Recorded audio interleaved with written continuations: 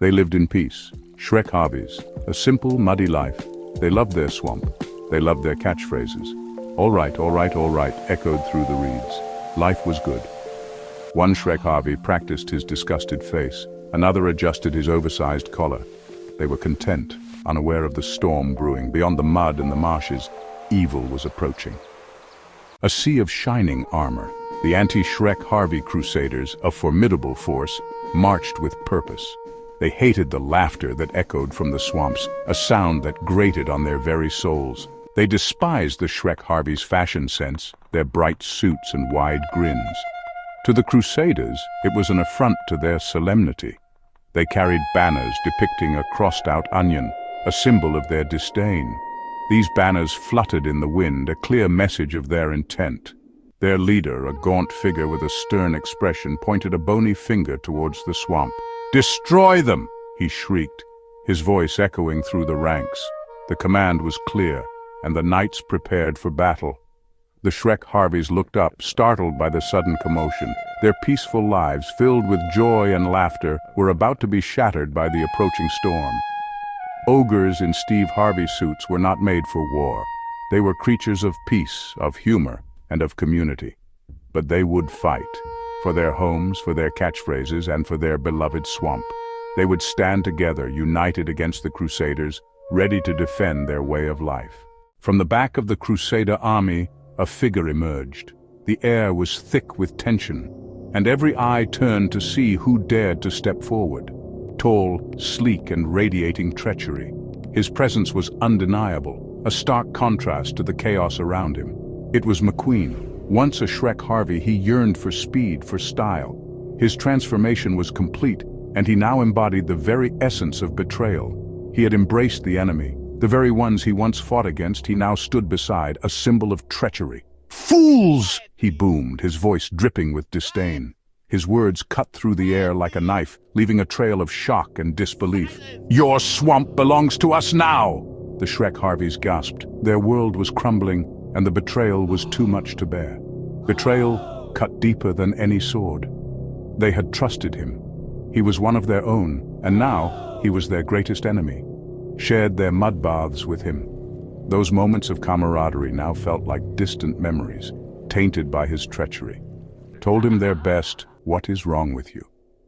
Jokes. And now this. The laughter they once shared was replaced with sorrow and anger as they grappled with the reality of his betrayal. Section 4. A marsh of courage.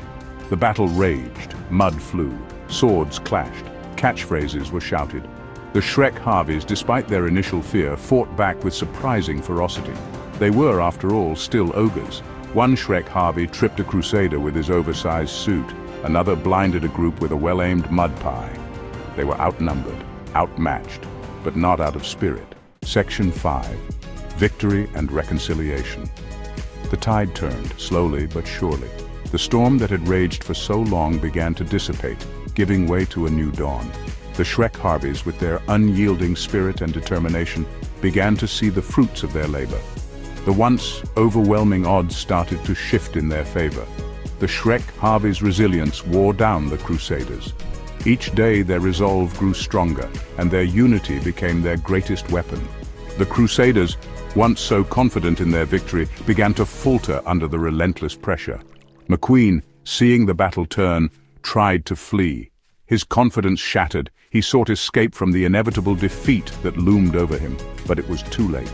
The Crusaders were defeated. They surrounded McQueen. The once proud leader now found himself at the mercy of those he had sought to conquer. He cowered, expecting their wrath. Fear gripped him as he awaited the retribution he believed was his due. But all they felt was pity. The Shrek Harveys, despite their suffering, chose compassion over vengeance. They extended a hand, offering him a chance at redemption. McQueen, the oldest Shrek Harvey, said, "You can't run from who you are." His voice was calm yet firm, imparting wisdom that had been forged through years of hardship and experience. "But there's always a place for you here." The words were a beacon of hope, a promise of acceptance and a new beginning.